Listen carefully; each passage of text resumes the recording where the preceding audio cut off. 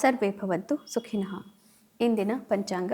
ಇಂದು ಶ್ರೀ ಪರಾಭವ ನಾಮ ಸಂವತ್ಸರ ಉತ್ತರಾಯಣೆ ಗ್ರೀಷ್ಮ ಋತು ನಿಜ ಜ್ಯೇಷ್ಠ ಮಾಸೆ ಶುಕ್ಲ ಪಕ್ಷೆ. ಇಂದು 27ನೇ ತಾರೀಕು ಶನಿವಾರ, ತ್ರಯೋದಶಿ ತಿಥಿ ಹಾಗೂ ಇಂದು ಅನುರಾಧ ನಕ್ಷತ್ರ.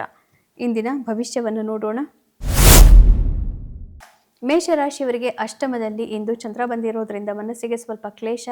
ಮುಖ್ಯವಾದಂತಹ ವಿಚಾರಗಳಲ್ಲಿ ನಿರ್ಧಾರಗಳು ಇವತ್ತು ಬೇಡ ಮತ್ತು ಬೇರೆಯವರ ಸಹಕಾರವನ್ನು ಕಳೆದುಕೊಂಡಂತೆ ಇವತ್ತು ಮನಸ್ಸಿಗೆ ಬಾಧೆಯಾಗಬಹುದು.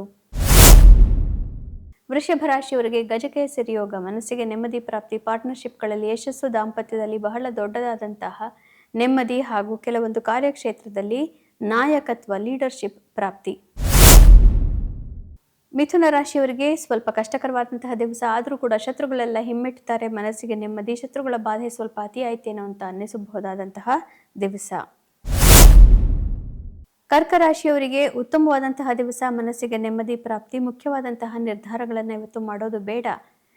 ಕಲಾವಿದರು ಯಾರ್ಯಾರಿದ್ದೀರಿ, ನಿಮಗೆ ಕೆಲಸದಲ್ಲಿ ಅತಿ ಹೆಚ್ಚಿನ ಒಂದು ಎಕ್ಸ್ಪೆಕ್ಟೇಷನ್, ಎಲ್ಲರೂ ಬೇರೆಯವರಿಂದ ನಿಮ್ಮ ಮೇಲೆ ಇರಬಹುದು, ಹೀಗಾಗಿ ಕೆಲಸ ಜಾಸ್ತಿ ಆಗಬಹುದು. ಸಿಂಹರಾಶಿಯವರಿಗೆ ಗಜಕೇಸರಿ ಯೋಗ ಪ್ರಾಪ್ತಿ ಆಗ್ತಾ ಇದೆ. ತಾಯಿಗೆ ಒಳ್ಳೆಯದು, ತಾಯಿಗೆ ಬಹಳ ಮುಖ್ಯವಾದಂತಹ ಒಂದು ದೊಡ್ಡದೇನು ಬಹಳ ಒಳ್ಳೆಯದಾಗಬಹುದು.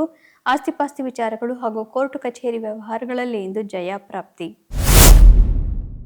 ಕನ್ಯಾ ರಾಶಿಯವರಿಗೆ ಸ್ವಲ್ಪ ಕಷ್ಟಕರವಾದಂತಹ ದಿವಸ, ಆದರೂ ಕೂಡ ಆತ್ಮವಿಶ್ವಾಸ ತುಂಬ ಚೆನ್ನಾಗಿದೆ, ಮನಸ್ಸಿಗೆ ನೆಮ್ಮದಿ ಹಾಗೂ ಇಂದು ನಿಮ್ಮ ಮಾತುಕತೆ, ಮಾತಿನ ಚಾಕಚಕ್ಯತೆಯಿಂದ ಎಲ್ಲವನ್ನು ಗೆಲ್ಲಬಹುದು. ಸಹೋದರರಿಂದ ಸೌಹಾರ್ದ. ತುಲಾ ರಾಶಿಯವರಿಗೆ ಸ್ವಲ್ಪ ಕಷ್ಟಕರವಾದಂತಹ ದಿವಸ, ಆದರೂ ಕೂಡ ಸಾಂಸಾರಿಕ ಚಟುವಟಿಕೆಗಳಲ್ಲಿ ನೀವು ನಿಮ್ಮನ್ನೇ ನೀವೇ ತೊಡಗಿಸಿಕೊಂಡಾಗ ಇವತ್ತು ಯೋಚನೆಗಳಿಗೆ ಸಮಯ ಇರೋದಿಲ್ಲ.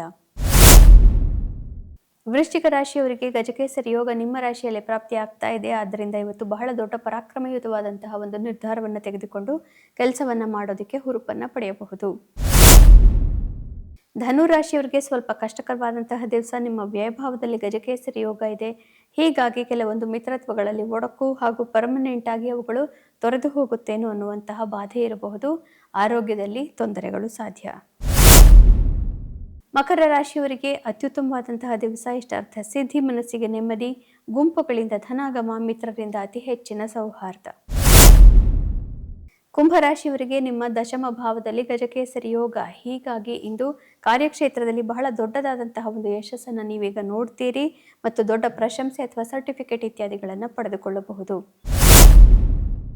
ಮೀನರಾಶಿಯವರಿಗೆ ಭಾಗ್ಯೋದಯಲ್ಲಿ ಚಂದ್ರ ಇದ್ದಾನೆ ಮತ್ತು ಅವನ ಮೇಲೆ ಗುರುವಿನ ದೃಷ್ಟಿ ಇರೋದ್ರಿಂದ ಭಾಗ್ಯೋದಯವಾಗುತ್ತೆ, ಮನಸ್ಸಿಗೆ ನೆಮ್ಮದಿ ಪ್ರಾಪ್ತಿ, ಹಿರಿಯರಿಂದ ಆಶೀರ್ವಾದ ಪ್ರಾಪ್ತಿ ಹಾಗೂ ರೆಕಗ್ನಿಷನ್, ರಿವಾರ್ಡ್ ಇತ್ಯಾದಿಗಳು ಸಾಧ್ಯ. ಪುನಃ ನಾಳೆ ಭೇಟಿಯಾಗೋಣ. ಅಲ್ಲಿವರೆಗೂ ನಿಮಗೆ ತಿಳಿದೇ ಇದೆ, ಗೀತಾ ಶ್ಲೋಕಗಳ ಶ್ರವಣ, ಪಠಣ, ಮನನ, ಲೇಖನವನ್ನು ಮಾಡೋದ್ರಿಂದ ಜನ್ಮಾಂತರದ ಪಾಪನಾಶ.